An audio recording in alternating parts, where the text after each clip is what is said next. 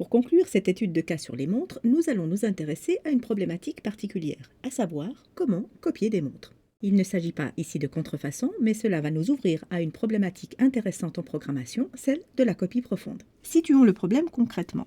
Vous avez une montre et votre ami veut la même.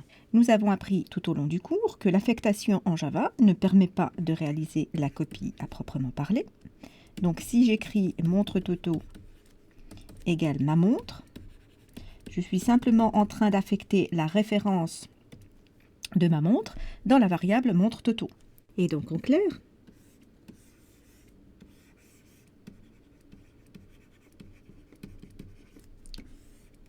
ma montre et la montre de Toto pointent vers le même objet en mémoire. Ceci signifie concrètement que si une montre offre un mécanisme permettant d'en régler l'heure, par exemple, alors le fait de régler ma montre va aussi régler celle de Toto. Et c'est un comportement plutôt inattendu ici. Il nous faut donc ici un mécanisme permettant de réellement copier une montre. Essayons de voir comment nous pouvons réaliser ce traitement au moyen d'un constructeur de copie. Une montre est un objet relativement complexe qui est constitué d'un attribut cœur de type mécanisme et d'une liste d'accessoires. Donc lorsque je déclare un objet de type montre, que je l'initialise et que j'y ajoute par exemple des accessoires comme ceci, j'aboutis à une représentation en mémoire qui est la suivante. Donc ma variable m de type montre est une référence vers un objet de type montre, lequel a comme attribut un cœur qui est une référence vers un objet par exemple de type mécanisme double, et dont le second attribut est une référence vers un tableau dynamique qui contient à son tour des références vers des accessoires. Lorsque je construis une montre par copie à partir de M, à quelle situation est-ce que je souhaite aboutir? Si je me contente de copier M dans M2 en copiant champ à champ les différents attributs,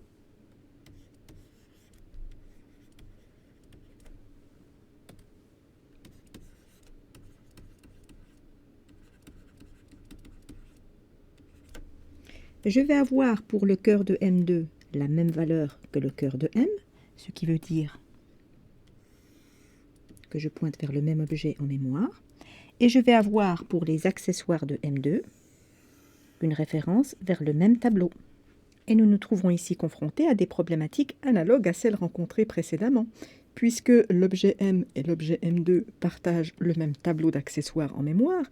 Ajouter un accessoire au tableau de M revient à ajouter un accessoire au tableau de M2. De même, régler l'heure du mécanisme de M revient à régler l'heure du mécanisme de M2. Pour avoir deux objets montres qui ont certes les mêmes valeurs, mais qui sont totalement indépendants, il faut réaliser ce que l'on appelle la copie profonde. La situation à laquelle nous voulons arriver est plutôt la suivante.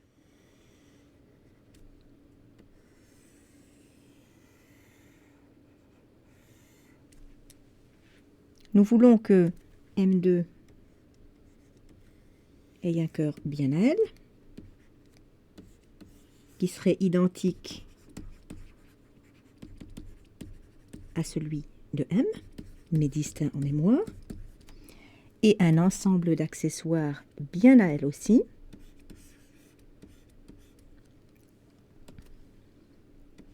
dont les valeurs pointeraient vers des objets identiques, mais distincts en mémoire. C'est ce qu'on appelle donc la copie profonde. Si l'on écrit le constructeur de copie de montre en se contentant d'affecter au cœur de l'instance courante le cœur de l'objet copié, et si l'on fait la même chose pour les accessoires, on réalise ce que l'on appelle la copie de surface, qui, comme montré tout à l'heure, par opposition à la copie profonde, va simplement permettre aux deux montres de partager le même cœur et de partager la même liste d'accessoires. Donc cette façon de procéder n'est pas satisfaisante. Il faudrait donc réellement copier en profondeur chacune des entités que l'on a mentionnées précédemment, c'est-à-dire mettre dans le cœur de l'objet courant un nouveau mécanisme construit à partir du cœur copié, et construire une nouvelle liste d'accessoires où chaque accessoire ajouté à la liste serait une copie de l'accessoire correspondant de l'objet copié. Donc ici, on parcourrait la liste d'accessoires de l'objet copié et on créerait une copie de chacun de ces accessoires que l'on mettrait dans la nouvelle liste. Nous avons cependant un problème ici. En effet, pour obtenir une copie du cœur, vu que cœur est de type mécanisme, nous avons utilisé le constructeur de copie de la classe mécanisme. En réalité, autre moins cœur correspond peut-être à un mécanisme double. Et dans ce cas, c'est bien un mécanisme double que nous souhaitons obtenir pour cœur. Le constructeur de copie de la classe mécanisme peut-il produire un mécanisme double? La réponse est non, car comme nous l'avons vu dans le cours, les constructeurs sont par essence non polymorphiques.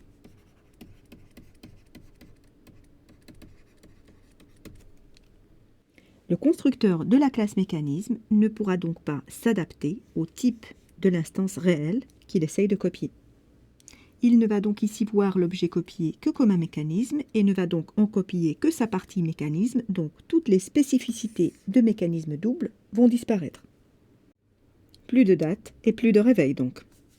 La question qui se pose est donc comment copier chaque élément, que ce soit un accessoire ou mécanisme, en tant que tel. C'est-à-dire que si c'est un mécanisme double, il sera copié comme un mécanisme double. Si c'est un bracelet, il sera copié comme un bracelet. Donc comment réaliser de la copie polymorphique? Pour réaliser une copie polymorphique, on ne peut pas avoir recours au constructeur de copie, nous venons de le voir. Il suffit en fait d'avoir recours à une méthode pouvant être, elle, polymorphique. L'idée serait donc de définir une méthode de copie polymorphique permettant de copier des mécanismes et une méthode de copie polymorphique qui permettrait de copier des accessoires. Nous allons voir comment écrire précisément une méthode de copie polymorphique pour les accessoires, par exemple. La même chose pourra être appliquée pour les mécanismes.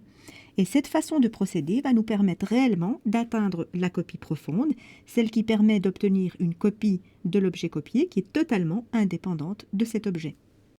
Enfin, un point que je n'ai pas commenté jusqu'ici, mais qui a son importance, lorsqu'on écrit un constructeur de copie, il est impératif de ne pas oublier de faire appel au constructeur de copie de la superclasse. Sinon, si l'on oublie cet appel, que se passe-t-il ici concrètement? Sinon, eh bien, en effet, c'est le constructeur par défaut de la superclasse de montre, c'est-à-dire de la classe produit, qui serait invoqué. Ce dernier initialise la valeur de base de l'objet au moyen de 0. Ceci voudrait dire que toutes les montres obtenues par copie auraient une valeur de base nulle, ce qui n'est pas forcément souhaité. Voyons donc maintenant comment programmer concrètement une copie polymorphique d'accessoires. Un accessoire en tant que tel est une entité abstraite. On ne va pas définir de copie pour un accessoire à proprement parler. Donc on se contente de définir la méthode de copie comme une méthode abstraite dans la classe accessoire. Dans chaque sous-classe concrète d'accessoire, il va falloir définir de façon concrète la copie. Et la subtilité ici est que la méthode polymorphique de copie peut utiliser dans la sous-classe le constructeur de copie de la sous-classe en question pour produire la copie. Supposons ici qu'un objet de type accessoire soit copié par le biais de la méthode de copie et qu'il se trouve qu'en réalité, cet objet corresponde à un bracelet. La situation en mémoire serait la suivante.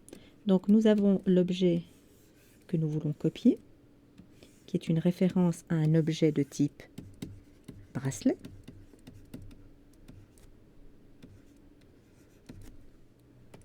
Qui aurait donc par exemple une valeur de base, ainsi qu'un nom.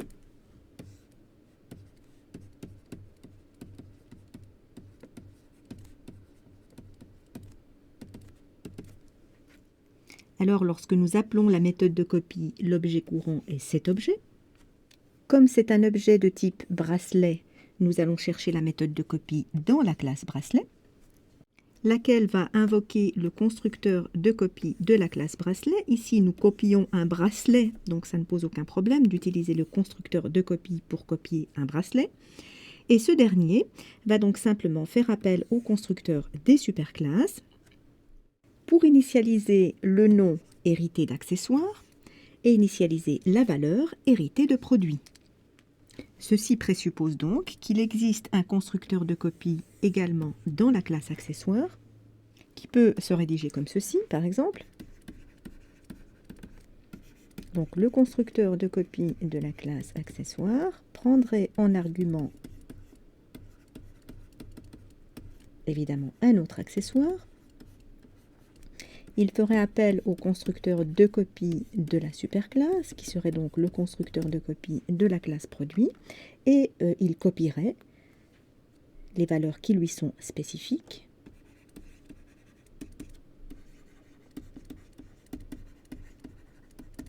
Sachant donc qu'un accessoire a comme attribut un nom. Et ceci présuppose que dans la superclasse d'accessoires, c'est-à-dire la classe produit, il existe aussi un constructeur de copie. Ce dernier va simplement copier la valeur de base. On procéderait de façon analogue pour définir la copie polymorphique des mécanismes. Enfin, un point qui aura peut-être attiré votre attention, si l'on examine l'entête de la méthode de copie dans la sous-classe bracelet et son entête dans la superclasse accessoire, on se rend compte que les types de retour ne sont pas exactement les mêmes. Nous avons bel et bien affaire à une redéfinition de la méthode de copie héritée de la superclasse. Pourquoi? Parce que les types de retour sont compatibles. Bracelet est une sous-classe d'accessoires. Techniquement, on appelle ça la covariance des types de retour. Enfin, pour terminer sur ce volet de la copie, revenons un petit peu sur le constructeur de la classe montre. Nous l'avions initialement programmé de sorte à ce qu'il prenne en paramètre un mécanisme et que ce soit ce mécanisme qu'on affecte directement au cœur de la montre. Si mécanisme est un objet modifiable, ceci peut causer ce que l'on appelle des failles d'encapsulation. Imaginez par exemple que l'on ait un objet de type mécanisme proprement initialisé, comme ceci par exemple.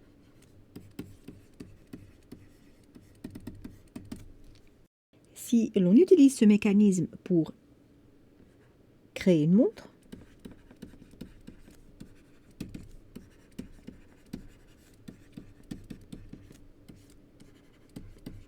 comme ceci, alors la variable méca et le cœur de la montre pointent sur le même objet en mémoire.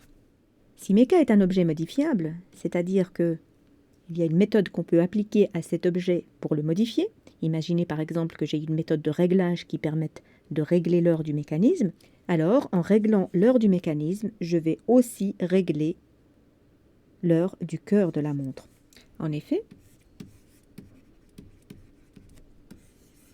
la variable méca contient une référence vers un objet en mémoire qui serait un mécanisme double.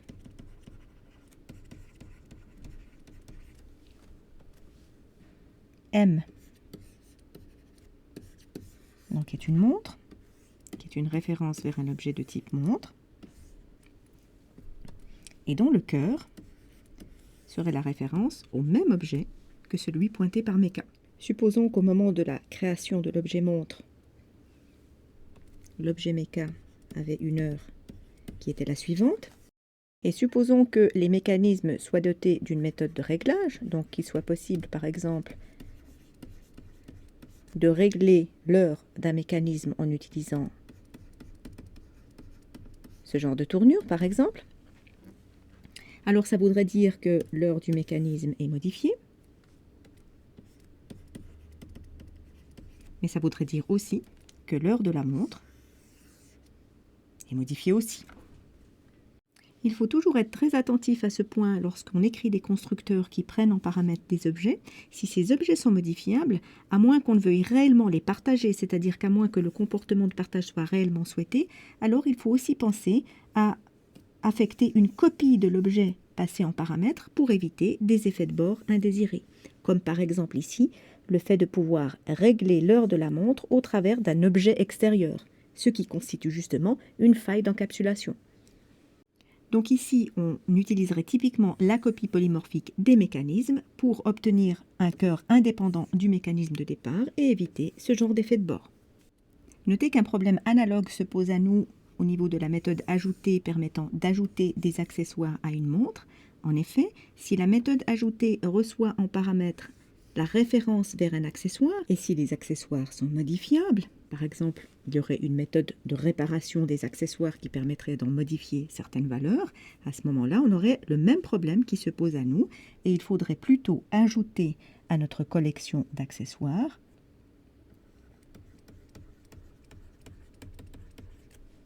une copie de l'accessoire passé en paramètre, de sorte à ce que les accessoires de notre montre ne dépendent pas d'un accessoire fourni depuis l'extérieur et modifiable.